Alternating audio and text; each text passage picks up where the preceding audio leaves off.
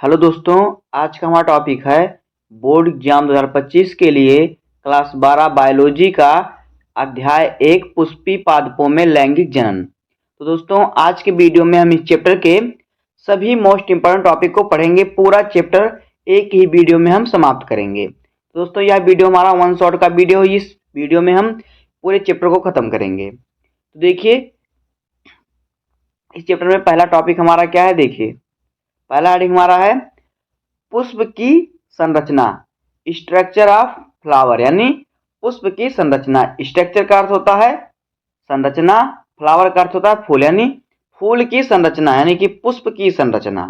तो देखिए, यहाँ पे हमारा पुष्प बना हुआ है। यहाँ पे जो हमारा ये बना हुआ है पुष्प है। तो देखिए, पुष्प में कौन कौन से भाग होते हैं।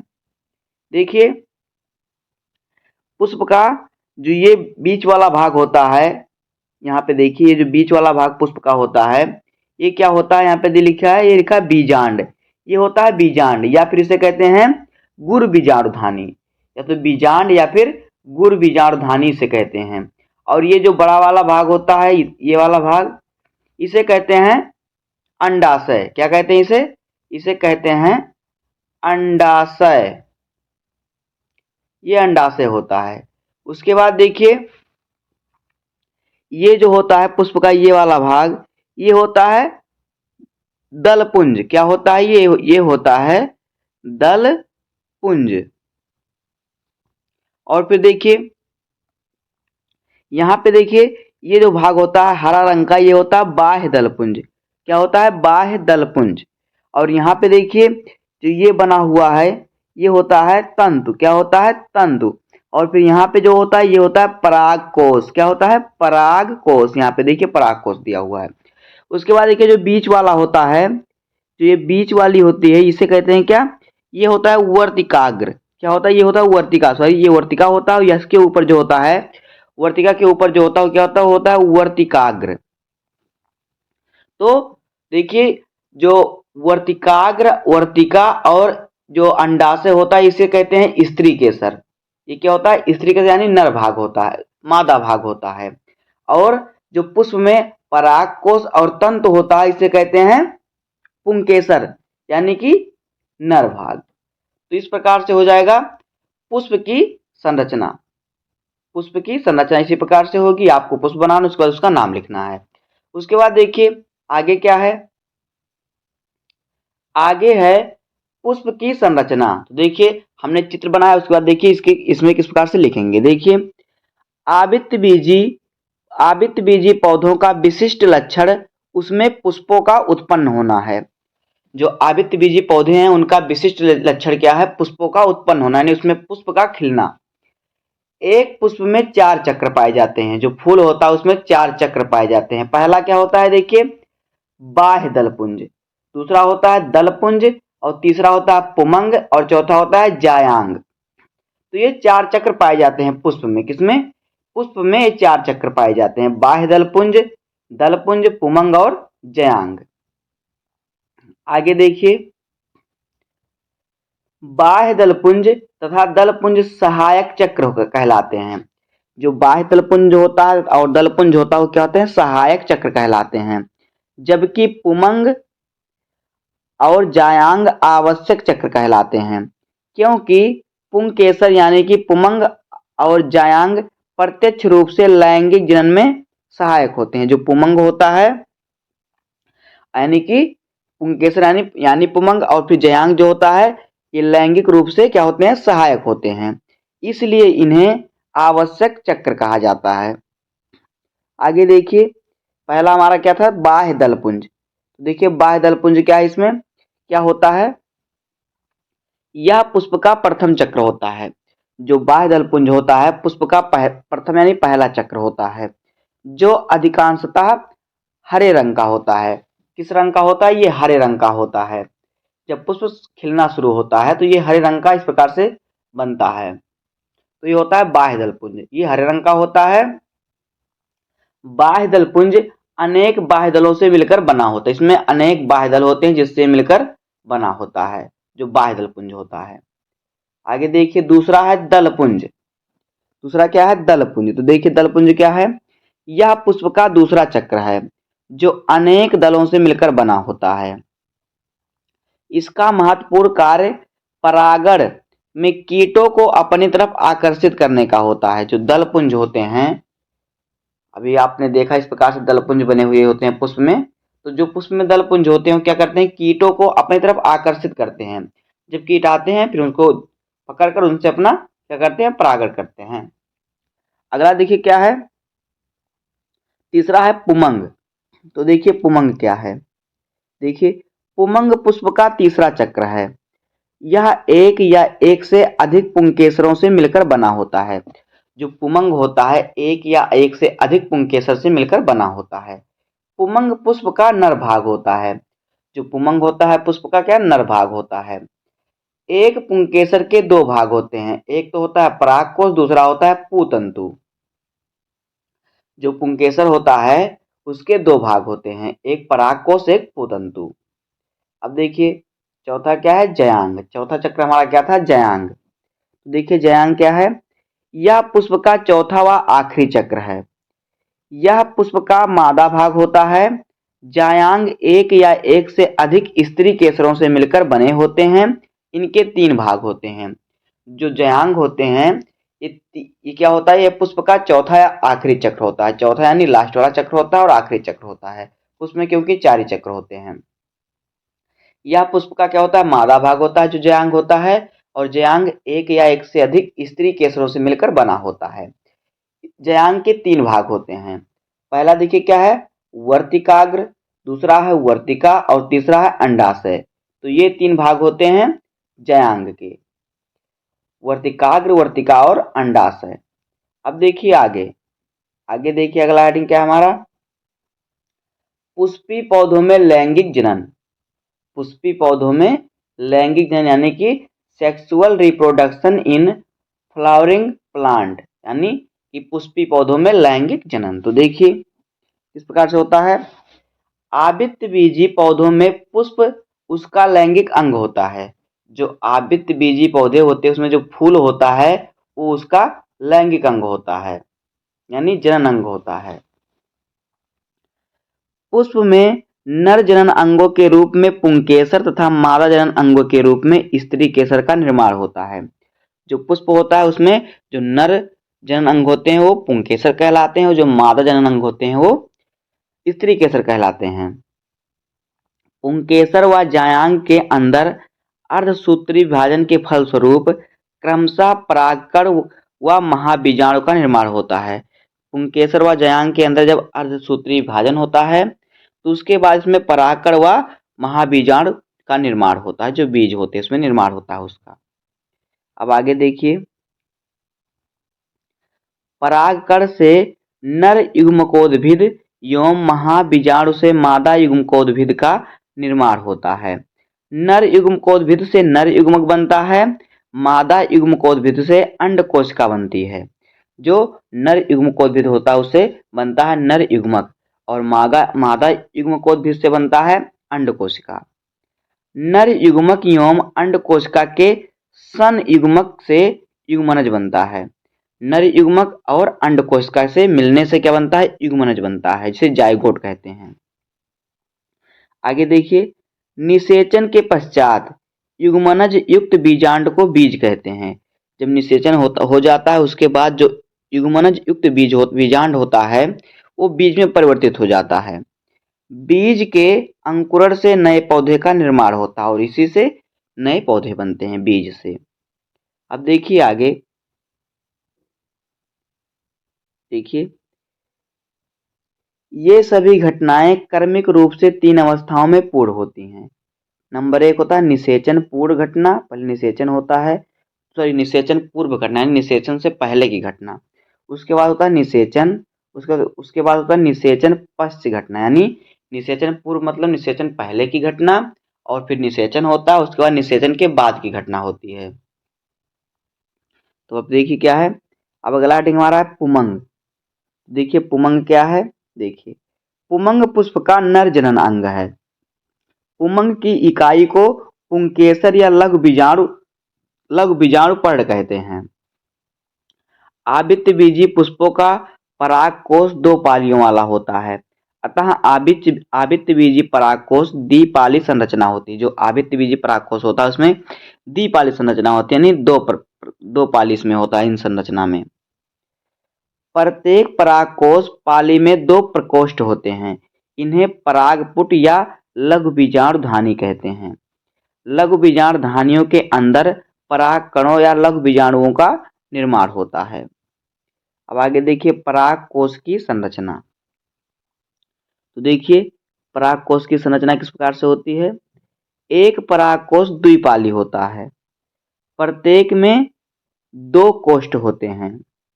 पूर्ण परागकोश एक चतुष्कोणीय संरचना होती है। यहाँ पे देखिए जो पूर्ण परागकोश होता है चतुष्कीय संरचना होती है इस प्रकार से।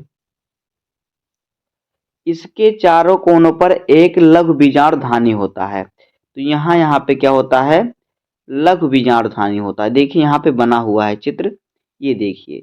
तो कोने पे क्या है, जो कोने पे है ये है, यहाँ पे देखिए जो गोल सा दिख रहा है ये है लघु बीजाणुधानी। क्या है, लघु बीजाणुधानी।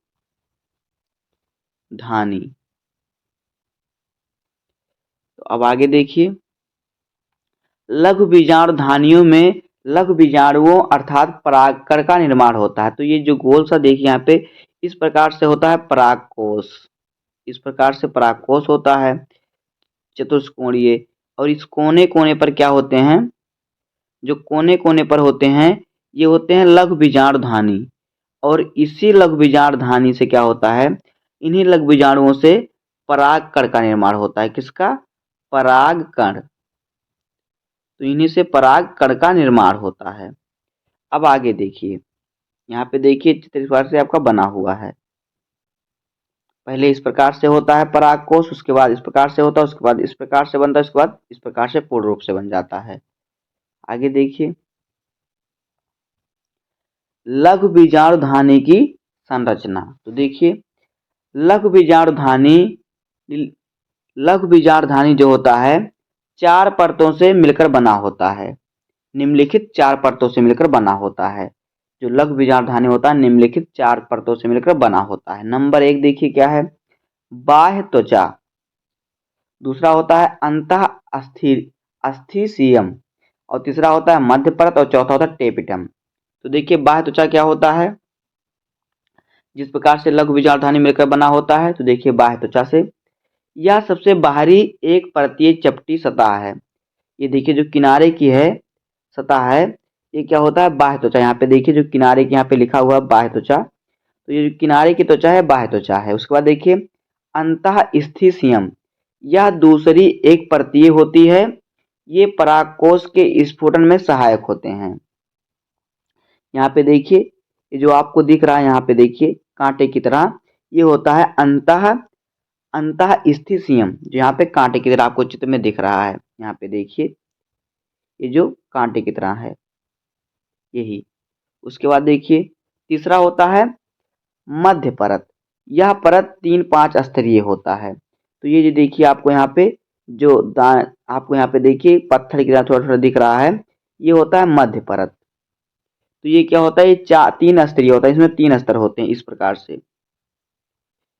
से 3 स्तर होता है। और चौथा देखिए क्या है, टेपिटम। चौथा होता है टेपिटम।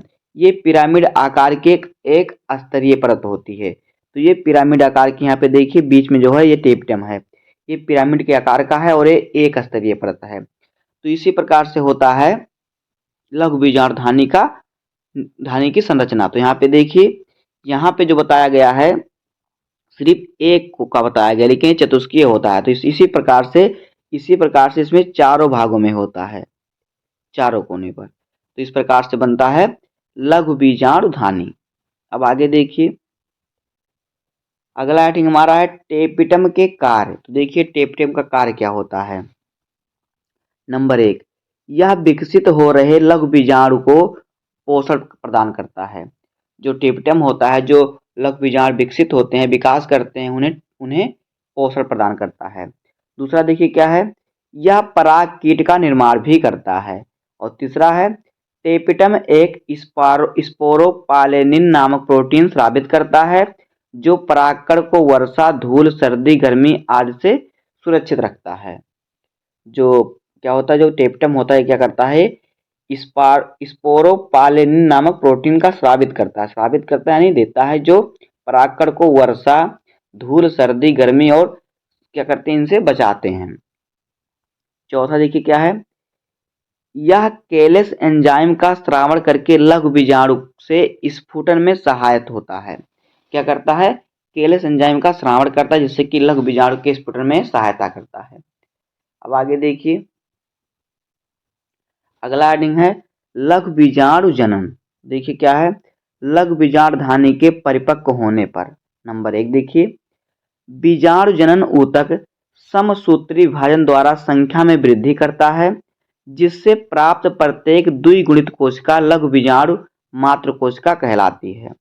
जो बीजाणु जनन होता है, ये ऊतक क्या करते हैं, समसूत्री विभाजन द्वारा संख्या में वृद्धि हो जाती है, अधिक संख्या में हो जाते हैं। फिर क्या होता है, जिससे प्राप्त प्रत्येक जो द्विगुणित कोशिका होती है वो लघु बीजाणु मात्र कोशिका कहलाती है। दूसरा देखिए क्या है, लघु बीजाणु मात्र कोशिका अर्धसूत्री विभाजन करके चार लघु बीजाणु का निर्माण करती है। तीसरा देखिए क्या है, चारों लघु बीजाणु आपस में जुड़े रहते हैं, उन्हें लघु बीजाणु चतुष्क कहते हैं। जिस प्रकार से संरचना बना रहता है अभी आपने देखा है ऊपर। इस प्रकार चौथा देखिए क्या है, यही चतुष्क परिपक्व होकर अलग अलग हो जाते हैं और चार परागकणों का निर्माण करते हैं। अब देखिए आगे, परागकोश का स्फुटन। तो यहाँ पे चित्र हमारा है परागकोश के स्फुटन का। यहाँ पे देखिए, यहाँ पे है, इस प्रकार से परागकोश का स्फुटन होता है। तो यहाँ पे देखिए जो बना है ये परागकण होते हैं, यहाँ पे छोटे छोटे जो बने हुए हैं ये क्या होता है, ये परागकण होता है। क्या होता है, परागकण। और यहाँ पे ये देखिए जो बना हुआ है आपको यहाँ पे दिख रहा है कि क्या लिखा है, स्टोमियम। अब देखिए आगे, देखिए क्या है, परागकोश में कुल 4 स्तर पाए जाते हैं। तो यहाँ पे देखिए ये परागकोश, इसमें कुल 4 स्तर पाए जाते हैं, बाह्य स्तर, अंतः स्तर, मध्य स्तर व टेपिटम। फिर देखिए परागकोश के परिपक्व होने पर मध्य स्तर व टेपिटम नष्ट हो जाता है। जब परागकोश बड़ा होता है तो उसका मध्य स्तर और टेपिटम जो होता है खुद ही नष्ट हो जाता है। आगे देखिए, स्टोमियम वाले स्थान पर अंतः स्तर पतली होती है, अंतः स्तर पतली होती है। यहाँ पे देखिए जो स्टोमियम लिखा है, यहाँ पे क्या होता है, अंतः स्तर जो होता है पतला होता है। स्टोमियम क्या होता है, स्टोमियम स्थान पर उपस्थित अंतः स्तर की कोशिका जल हानि करके सिकुड़ जाती है, जिससे बाह्य स्तर पर तनाव पड़ता है और परागकोश स्टोमियम स्थान से फट जाते हैं, जिससे परागकोश में परागकण स्वतंत्र हो जाते हैं। अब आगे देखिए अगला क्या है, नर युग्मकोद्भिद का विकास। तो देखिए किस प्रकार से होता है, इस प्रकार से पहले बनता है ये, उसके बाद इस प्रकार से बनता है। इसमें क्या होता है, जन कोशिका इसमें बन जाती है। उसके बाद क्या होता है, इसके बाद थोड़ा और विकसित करता है, उसमें पराग नलिका, अंडाशय, बीजांड, वर्तिका और वर्तिकाग्र बनता है। इस प्रकार से होता है नर युग्मकोद्भिद का विकास।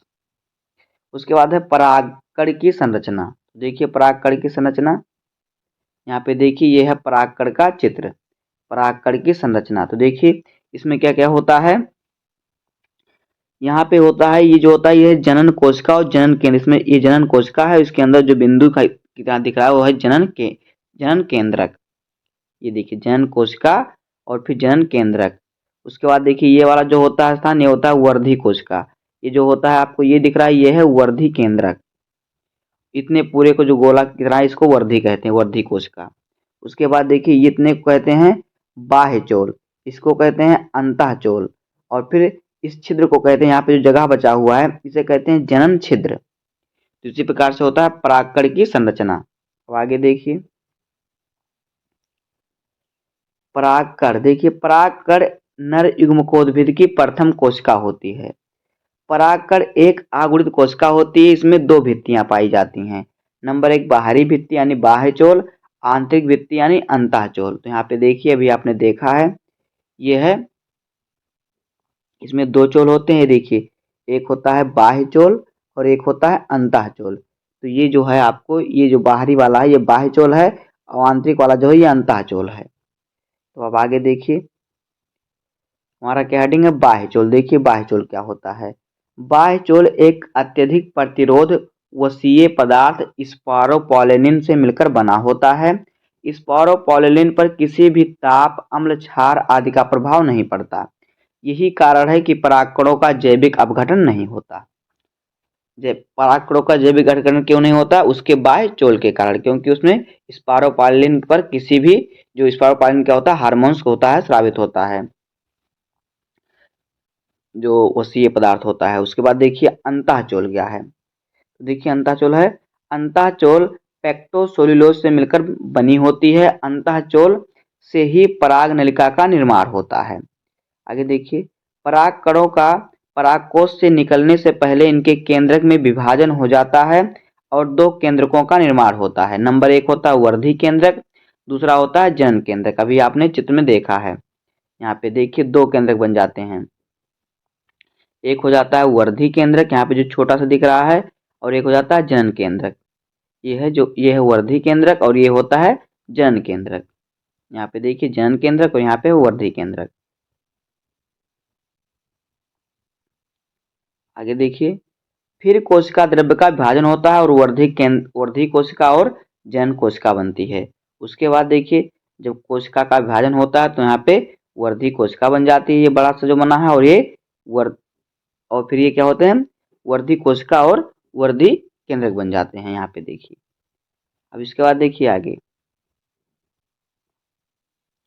इसके बाद देखिए क्या है, बाह्य चोल में जगह जगह पर छिद्र पाए जाते हैं जिन्हें जनन छिद्र कहते हैं, जिससे पराग नलिका निकलती है। यहाँ पे देखिए जो बाह्य चोल है, यहाँ पे देखिए, यहाँ पे जगह जगह पे, यहाँ पे देखिए ये छिद्र पाया गया है, एक छिद्र यहाँ पे, एक छिद्र यहाँ पे, एक छिद्र यहाँ पर। तो इससे क्या होती है, पराग नलिका निकलती है। आगे देखिए, द्वितीय कोशिकीय अवस्था में परागकण परागकोश से मुक्त होते हैं और परागकण की क्रिया द्वारा मादा पुष्प के वर्तिकाग्र पर पहुंचते हैं। उसके बाद देखिए, वर्तिकाग्र पर पहुंचकर परागकण का अंकुरण होता है तथा परागकण के जनन छिद्र के माध्यम से अंतःचोल द्वारा पराग नलिका का निर्माण होता है। उसके बाद देखिए, यह पराग नलिका बढ़ते हुए बीजांड में प्रवेश करती है। फिर है जनन कोशिका पराग नलिका के माध्यम से बीजांड में पहुंचता है। जनन कोशिका पराग नलिका के रास्ते में ही समसूत्री विभाजन द्वारा विभाजित होकर दो नए युग्मक का निर्माण करता है। आगे देखिए, अगला हेडिंग है जयांग। देखिए जयांग क्या है। जयांग पुष्प का मादा भाग है, जिसकी इकाई को स्त्री केसर या फिर अंडप कहते हैं। जो जयांग होता है, इसकी इकाई को या फिर स्त्री केसर या फिर अंडप कहते हैं। प्रत्येक स्त्री केसर में 3 संरचना होती है। कितनी संरचना होती है? 3 संरचना, वर्तिकाग्र, वर्तिका और फिर अंडाशय। ये स्त्री केसर में 3 संरचना होती है। आगे देखिए, स्त्री केसर का शीर्ष भाग वर्तिकाग्र तथा आधार भाग अंडाशय कहलाता है। वर्तिकाग्र और अंडाशय को जोड़ने वाली नली को वर्तिका कहते हैं। देखिए यहाँ पे इस प्रकार से अंडाशय बना हुआ होता है और उसके ऊपर क्या होता है, वर्तिकाग्र बना होता है। और वर्तिकाग्र और अंडाशय को जोड़ने वाली जो नलिका होती है उसे क्या कहते हैं, तो ये वर्तिका और वर्तिकाग्र को, जो वर्तिकाग्र होता है और अंडाशय को, यहाँ पे वर्तिकाग्र होता है और यहाँ पे अंडाशय होता है। तो वर्तिकाग्र को अंडाशय से जोड़ने वाली नलिका को क्या कहते हैं, वर्तिका कहते हैं, वर्तिका। उसके बाद देखिए अगला है हमारा बीजांड की संरचना। तो देखिए बीजांड की संरचना, यहाँ पे बीजांड बना हुआ है। देखिए बीजांड में क्या क्या होता है। देखिए ये होता है बीजांड वृत्त, ये जो बना है बीजांड वृत्त है, और ये जो द्वार बना हुआ ये है बीजांड द्वार, और ये जो होता है ये था सहायक केंद्रक। यहाँ पे देखिए सहायक केंद्रक बना हुआ है। उसके बाद देखिए यहाँ पे है द्वितीय केंद्रक, ये है बीच वाला, ये है भ्रूणपोष, और ये है अध्यावरण, और यहाँ पे है निभाग, बीजांड काय, और फिर यह है प्रतिमुख कोशिका, यह है अंड कोशिका। यहाँ पे जो बना है यह अंड कोशिका है। तो इस प्रकार से बीजांड की संरचना हो जाएगी। अगर आपको यहाँ से चित्र नहीं अच्छे से दिख रहा तो हमने इसका वीडियो बना के पहले से अपलोड किया, आप वहाँ से देख सकते हैं। अब आगे देखिए, क्या है। प्रत्येक बीजांड एक पतली संरचना द्वारा अंडाशय से जुड़ा होता है, जिसे बीजांड बिंद कहते हैं। बीजांड एक या दो आवरणों द्वारा घिरा होता है। बाहरी आवरण को बाह्य अध्यावरण अतः आंतरिक आवरण को अंतः अध्यावरण कहते हैं। अध्यावरण बीजांड के एक स्थान पर आपूर्ण होता है, बीजांड द्वार कहते हैं। जहां पर अध्यावरण क्या होता है, आपूर्ण होता है, उसे बीजांड द्वार कहते हैं। बीजांड का वह भाग जहां से अध्यावरण निकलता है निभाग कहलाता है, जो हमेशा बीजांड द्वार के विपरीत दिशा में होता है। जो निभाग होता है वो क्या होता है, बीजांड द्वार के विपरीत दिशा में होता है। अब आगे देखिए, बीजांड के अंदर मृदु तथा मृदु ऊतक जो कोशिका होती है, मृदु ऊतक कोशिका का समूह होता है, जिसे बीजांड काय कहते हैं। जो बीजांड होता है उसके अंदर क्या होता है, मृदु ऊतक कोशिका का समूह होता है, मतलब बहुत सी मृदु ऊतक कोशिकाएं होती हैं, जिसे क्या कहते हैं, बीजांड काय कहते हैं। अब देखिए आगे, बीजांड काय के मध्य में एक थैलीनुमा संरचना होती है, जिसे भ्रूण कोश कहते हैं। कहाँ पर होती है, बीजांड काय के मध्य में एक थैली की तरह रचना होती है, इसे क्या कहते हैं, भ्रूण कोश कहते हैं। भ्रूण कोश में तीन कोशिकाएं निभाग की तरफ होती हैं। जो भ्रूण कोश होता है उसमें तीन कोशिकाएं निभाग की तरफ होती हैं, जिसे प्रतिमुख कोशिका कहते हैं। आगे देखिए, भ्रूण कोश के मध्य में दो कोशिकाएं पाई जाती हैं, जिसे द्वितीयक केंद्रक कहते हैं। उसके बाद है, तीन कोशिकाएं प्रायः बीजांड द्वार की तरफ होती हैं, जिनमें से मध्य कोशिका को अंड कोशिका तथा अगल बगल की कोशिका को सहायक कोशिका कहते हैं। जो तीन कोशिकाएं बीजांड द्वार की तरफ होती हैं उसमें से जो बीच वाली कोशिका होती है उसे अंड कोशिका, और जो अगल बगल की कोशिका होती है उसे कहते हैं सहायक कोशिका। अब आगे देखिए, बीजांड का परिवर्धन व गुरु बीजाणु जनन। देखिए, बीजांड का परिवर्धन व गुरु बीजाणु जनन का चित्र किस प्रकार से है। यहाँ पे देखिए, यहाँ पे पहले इस प्रकार से बनता है बीजांड का है। उसके बाद उसमें क्या होता है, उसमें प्रपरसु कोशिका का निर्माण होता है। इसमें फिर यहाँ पे देखिए प्रपरसु कोशिका का इसमें निर्माण होता है। उसके बाद देखिए क्या होता है, उसके बाद इसमें प्राथमिक द्वितीय कोशिका का निर्माण होता है। उसके बाद गुरु बीजाणु जनन होता है, उसमें मातृ कोशिका का निर्माण होता है। यहाँ पे देखिए दो कोशिका हो गई। उसके बाद इसमें क्या होता है, चार आगुणित गुरु बीजाणु का निर्माण होता है। उसके बाद इसमें होता है गुरु बीजाणु होता है, उसके बाद भ्रूण कोश का निर्माण होता है। इस प्रकार से होता है बीजांड का परिवर्धन का चित्र। अब आगे देखिए,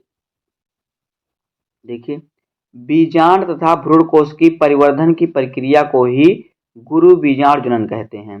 बीजांड काय में उपस्थित मृदु ऊतक कोशिकाओं में से एक अर्ध स्तरीय कोशिका का आकार में बड़ी हो जाती है। इसका कोशिका द्रव्य गाढ़ा तथा केंद्र बड़ा हो जाता है। इसे परप्रसु कोशिका कहते हैं। अभी आपने यहाँ पे देखा परप्रसु कोशिका किसे कहते हैं। यहाँ पे देखिए ये है, इसमें जो बना हुआ है ये है परप्रसु कोशिका। अब आगे देखिए, परप्रसु कोशिका में समसूत्री विभाजन होता है, जिससे बाहर की तरफ एक प्राथमिक भित्तीय कोशिका का निर्माण होता है तथा भीतर की तरफ बीजाणु जनन कोशिका का निर्माण होता है। बीजाणु जनन कोशिका बिना विभाजन किए गुरु बीजाणु मातृ कोशिका की तरह कार्य करने लगता है। आगे देखिए, गुरु बीजाणु मातृ कोशिका में अर्धसूत्री विभाजन होता है, जिससे चार अगुणित गुरु बीजाणुओं का निर्माण होता है। इनमें से तीन अगुणित गुरु बीजाणु जल्दी ही नष्ट हो जाते हैं। एक गुरु बीजाणु क्रियाशील होता है, यानी कार्य करता है। क्रियाशील गुरु बीजाणु ही भ्रूण कोश या मादा युग्मकोद्भिद में परिवर्तित होता है, जो कार्यशील गुरु बीजाणु होता है। उसके बाद देखिए, अब आगे देखिए क्या है, आगे है भ्रूण कोश या मादा युग्मकोद्भिद का विकास। तो देखिए क्या होता है, किस प्रकार से। यहाँ पे देखिए, पहले भ्रूण कोश इस प्रकार से बनता है, उसका थोड़ा उसका विकास होता है, उसमें दो केंद्रक बन जाते हैं। उसके बाद उसमें चार आगुणित कोशिका बन जाती है। उसके बाद क्या होता है, इसमें देखिए इसमें 8 आगृत कोशिका बन गई है, जिसमें क्या होता है, इसमें निभाग होता है और फिर होता है बीजांड द्वार होता है। तो ये होता है जो बाहरी वाला, ये होता है बीजांड द्वार। उसके बाद देखिए थोड़ा विकसित होता है, उसमें क्या होती है, इसमें 3 प्रतिमुख कोशिका बनती है और द्विकेंद्रक बनते हैं और अंड कोशिका बनता है इसमें। कितना मादा युग्मक अंड कोशिका है, फिर अंड कोशिका जो होता है मादा युग्मक होता है। और यहाँ पे जो होता है क्या होता है, ये होती है अगल बगल की कोशिका जो होती है सहायक कोशिका होती है। इसमें जो बीच की कोशिका है, देखिए यहाँ पे 3 कोशिका है, तो जो बीच वाली कोशिका है ये अंड कोशिका है और अगल बगल की 2 कोशिकाएं जो हैं ये क्या है, ये सहायक कोशिकाएं हैं। इसी प्रकार से है भ्रूणकोश या फिर मादा युग्मकोद्भिद का विकास। अब आगे देखिए, क्रियाशील गुरु बीजाणु मादा युग्मकोद्भिद की प्राथमिक कोशिका है। यह गुरु बीजाणु वृद्धि कर बीजांड का अधिकांश भाग घेर लेता है। इसका केंद्रक समसूत्री विभाजन द्वारा 2 केंद्रकों में विभाजित हो जाता है और दोनों केंद्रक दोनों ध्रुवों पर एकत्रित हो जाते हैं। पुनः इन केंद्रकों में समसूत्री विभाजन होता है और 2 से 4 केंद्रक बन जाते हैं। पुनः चारों केंद्रकों में समसूत्री विभाजन होता है और 8 केंद्रक का निर्माण होता है। इनमें से 4 केंद्रक निभाग तथा 4 केंद्रक बीजांड द्वार की ओर स्थित होते हैं। एक केंद्रक निभाग की ओर से तथा एक केंद्रक बीजांड द्वार की ओर से मध्य में आकर स्थित हो जाता है, जिसे ध्रुवीय केंद्रक कहते हैं। अब आगे देखिए, 3 केंद्रक जो निभाग की ओर स्थित होते हैं कोशिका द्रव्य का विभाजन करके प्रतिमुख कोशिका कहलाते हैं। 3 केंद्रक जो बीजांड द्वार की ओर स्थित होते हैं कोशिका द्रव्य का विभाजन करके मध्य की कोशिका अंड कोशिका या मादा युग्मक कहलाती है तथा अगल बगल की कोशिका जो होती है क्या, सहायक कोशिका कहलाती है। अभी हमने आपको बताया है। ध्रुवीय केंद्रक संयुक्त होकर द्वितीय केंद्रक कहलाते हैं और फिर परिपक्व भ्रूणकोश 7 कोशिकीय व 8 केंद्रकीय होता है। जो परिपक्व भ्रूणकोश जब बनता है तो क्या, वो 7 कोशिकीय और 8 केंद्रकीय होता है। उसमें क्या होता है, 7 केंद्रक होते हैं और क्या होता है, 8 कोशिका होती है। अब देखिए आगे, 7 कोशिका होती है और 8 केंद्रक होते हैं। उसके बाद हमारा क्या है, अब है परागकण। तो देखिए परागकण क्या होता है, देखिए परागकणों का परिपक्व परागकोश से निकलकर मादा युग्म के वर्तिकाग्र पर पहुंचना परागकण कहलाता है। देखिए परागकणों का परिपक्व होकर परागकोश से निकलकर मादा पुष्प के वर्तिकाग्र पर पहुंचना ही क्या कहता है, परागकण कहलाता है। क्या कहता है, परागण कहलाता है। यहाँ पे परागण रहेगा, क्या रहेगा यहाँ पे, परागण। उसके बाद देखिए है परागकण के प्रकार। तो देखिए परागकण का प्रकार, पहला है स्वपरागण और दूसरा है परपरागण।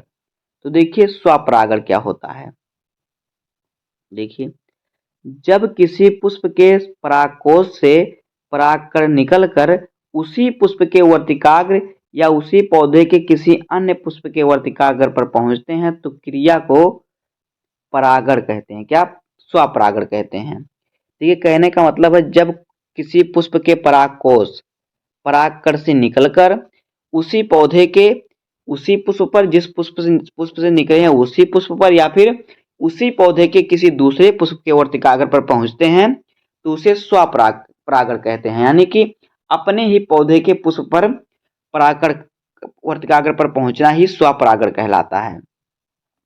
अब देखिए स्वपरागण 2 प्रकार से होता है। नंबर 1 होता है स्वयुग्मन परागण और दूसरा होता है राजात पुष्पी परागण। तो देखिए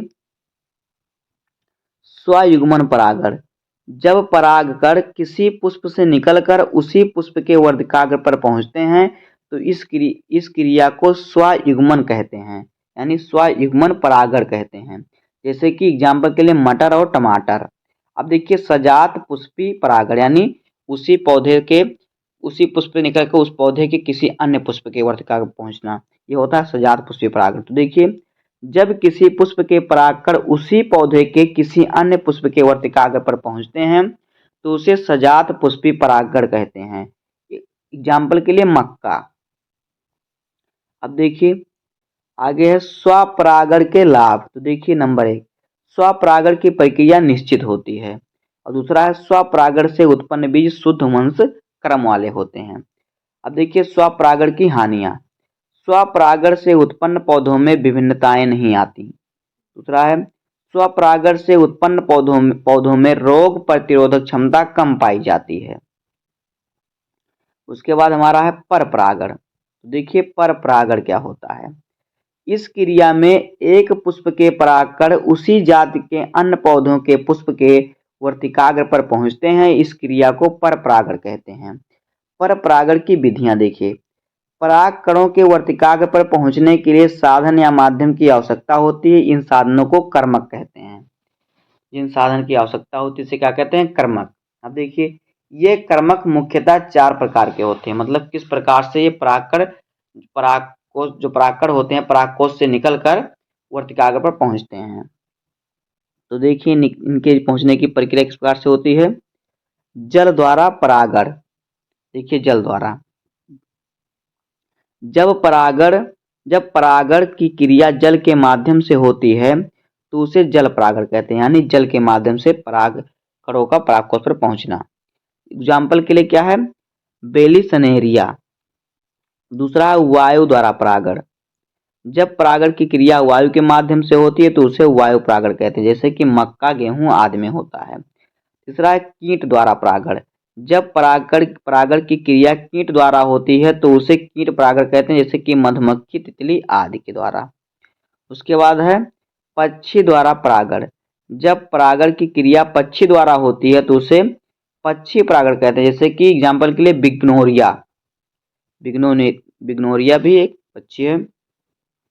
उसके बाद है चमगादड़ द्वारा परागण। तो जब परागण की क्रिया चमगादड़ द्वारा पूरी होती है तो उसे चमगादड़ परागण कहते हैं। ये होता है पर परागण।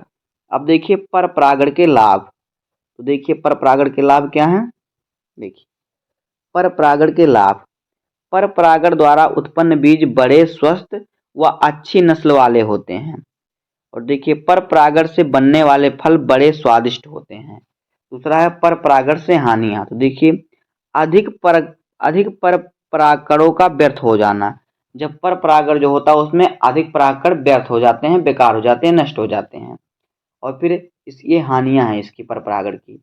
इसमें सदैव साधन की आवश्यकता होती है, क्योंकि इसमें दूसरे पौधे से दूसरे पौधे पर जाना रहता है, तो इसमें साधन की आवश्यकता होती है।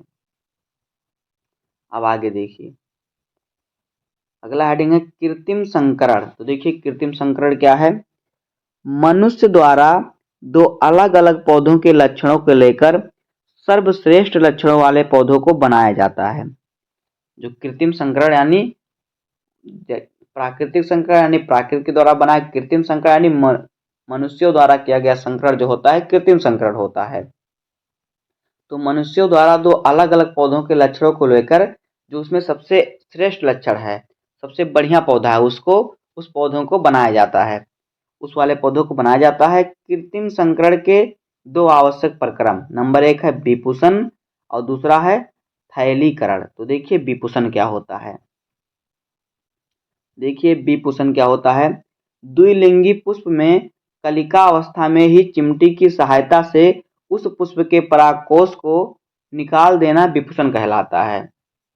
विपुषण क्या कहलाता है। जो द्विलिंगी पुष्प होते हैं उसमें जो कलिका की जब उसमें कली बने, कली ही रहे, मतलब पुष्प खिल ना पाए, उसमें कली ही रहे और कली की अवस्था में ही क्या करें, चिमटी की सहायता से किसी अन्य चीज की सहायता से उस पुष्प के परागकोश को निकाल देना, परागकोश को वहां से निकाल दें, यही विपुषण कहलाता है। विपुषण की प्रक्रिया केवल द्विलिंगी पुष्पों में अपनाई जाती है। उसके बाद है थैलीकरण। तो देखिए थैलीकरण क्या होता है।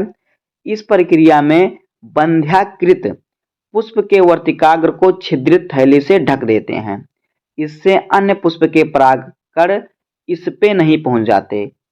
पुष्प के परिपक्व होने पर थैली को हटा दिया जाता है, इसे ही थैलीकरण कहते हैं। मतलब कि देखिए कहने का मतलब है कि कह रहा है कि इस प्रक्रिया में बंध्याकृत पुष्प के वर्तिकाग्र को छिद्रित थैली से ढक देते हैं।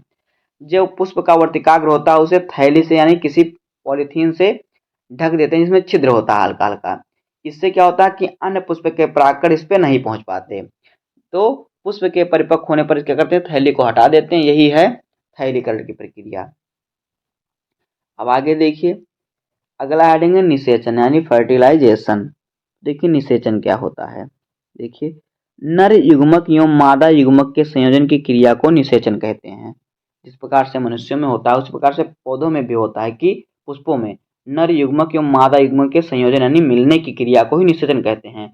नर युग्मक और मादा युग्मक के मिलने की क्रिया को क्या कहते हैं, मिलने की या कि संयोजन की क्रिया को निषेचन कहते हैं। संयोजन का अर्थ होता है मिलना। देखिए, पुष्पों में आंतरिक निषेचन होता है यानी आंतरिक निषेचन होता है, इसमें बाह्य निषेचन नहीं होता। देखिए, परागकणों का अंकुरण एवं परागनलिका का निर्माण अब आगे है। देखिए यहाँ पे परागकणों का अंकुरण एवं परागनलिका का निर्माण। देखिए परागकण का चित्र देख लीजिए किस प्रकार से होता है। यहाँ पे देखिए परागनलिका का निर्माण किस प्रकार से होता है। यहाँ पे देखिए इस प्रकार से हमारा चित्र होता है जो अंडाशय होता है। तो देखिए यहाँ पे होता है अंडाशय, ये अंडाशय भाग होता है और इसके अंदर जो होता है ये होता है बीजांड, इसे बीजांड कहते हैं। बीजांड के अंदर जो होता है उसे कहते हैं भ्रूणकोश, ये भ्रूणकोश होता है। उसके बाद देखिए ये जो होता है बीच वाला इसे कहते हैं, यहाँ पे देखिए जो बना हुआ इसे कहते हैं वर्तिका, और इसके बीच वाले को कहते हैं क्या, परागनलिका, और इसको कहते हैं वर्तिकाग्र।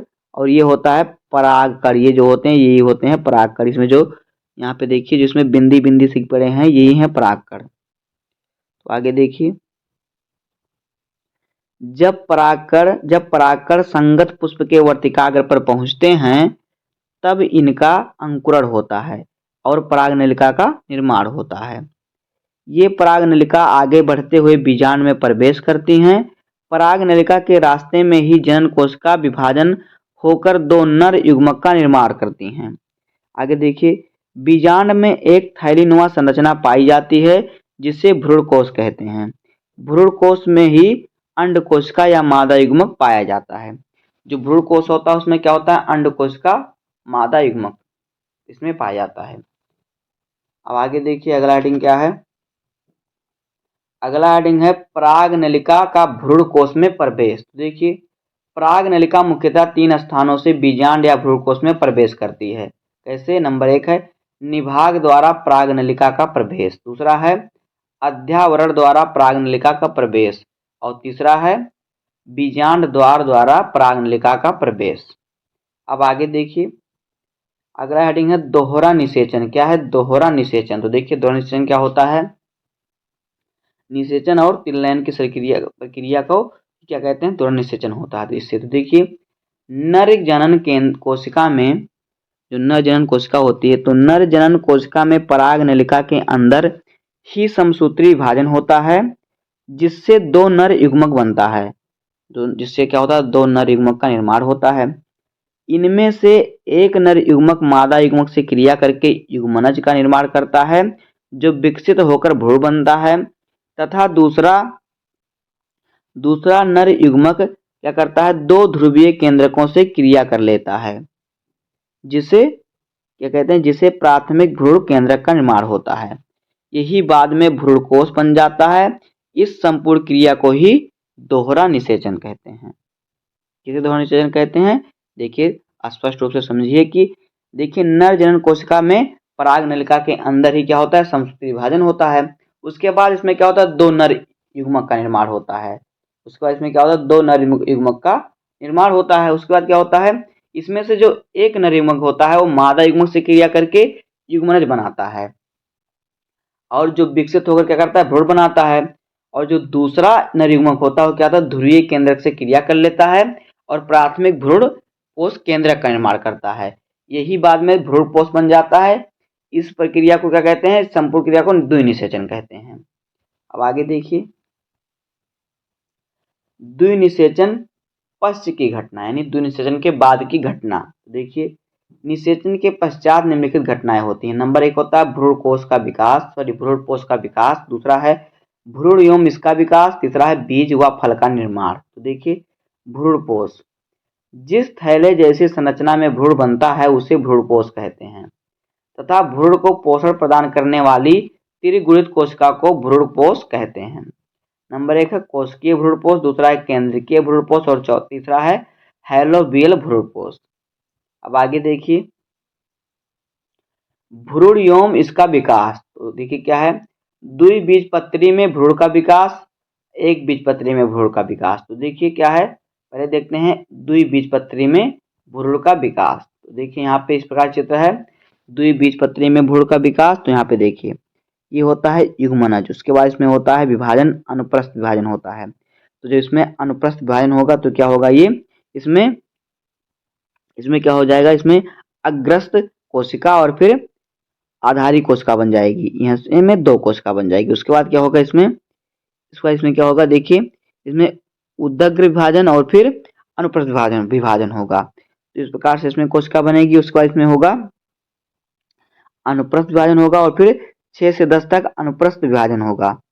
उसके बाद देखिए क्या होगा इसमें, तो इस प्रकार से बनेगी, इसमें बनेगा ईपी बेलस बनेगा, सॉरी ईपी बेसल बनेगा। उसके बाद हाइपोबेसल बनेगा। उसके बाद क्या बनेगा, स्फिलिका बनेगा यहाँ पे देखिए। उसके बाद बनेगा इसमें पुष्पकांग बनेगा। उसके बाद इसमें फिर विभाजन होगा। तो उसके बाद क्या बनेगा इसमें, देखिए इसमें बाद फिर मूलांकुर से मूलजड़ बनेगा और फिर क्या बीजपत्र से प्राणंकुर और तना और पत्ती बनेगा। अब आगे देखिए युग्मनज में अनुप्रस्थ विभाजन के फलस्वरूप 2 कोशिका का निर्माण होता है। एक कोशिका निर्माण की ओर स्थित होती है जिसे अग्रस्त कोशिका तथा दूसरी कोशिका जो बीजांड द्वार की ओर स्थित होती है उसे आधारी कोशिका कहते हैं। अभी आपने चित्र में देखा है, अनुप्रस्थ कोशिका में उदग्र कोशिका विभाजन और आधारी कोशिका में अनुप्रस्थ विभाजन होता है। अब अग्रस्त कोशिका में 2 अनुप्रस्थ विभाजन और आधारी कोशिका में 6 से 10 अनुप्रस्थ विभाजन होता है। आधारी कोशिका में 6 से 10 अनुप्रस्थ विभाजन के पश्चात प्राप्त संपूर्ण कोशिका को निलंबन कहते हैं। निलंबन की निचली कोशिका चुस्कांग तथा ऊपरी कोशिका को स्फीतिका कहते हैं। अब आगे देखिए अग्रस्त कोशिका में 2 अनुप्रस्थ विभाजन के पश्चात प्राप्त कोशिकाओं में से स्फीतिका के पास उपस्थित कोशिकाओं को हाइपोबेसल तथा अग्र कोशिका के ऊपरी कोशिका को ईपीनेतल कहते हैं। अभी आपने ऊपर देखा है चित्र में। आगे देखिए हाइपोबेसल कोशिका में कोशिका से मूलांकुर का निर्माण होता है, फिर मूलांकुर से मूल या जड़ का निर्माण होता है। उसके बाद देखिए एपीबेलस से बीजपत्र एवं प्रारंकुर का निर्माण होता है, प्रांकुर से तना तथा पत्ती का निर्माण होता है। इस प्रकार द्विबीजपत्री में भ्रूण का विकास होता है और नया पौधा बनता है।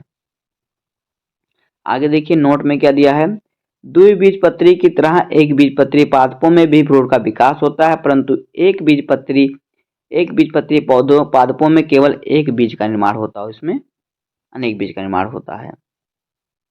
अब देखिए बीज का निर्माण, तो बीज का निर्माण देखिए द्विनिषेचन की क्रिया के फलस्वरूप बीजांड में अनेक परिवर्तन होते हैं, जिसके फलस्वरूप बीजांड से बीज का निर्माण होता है।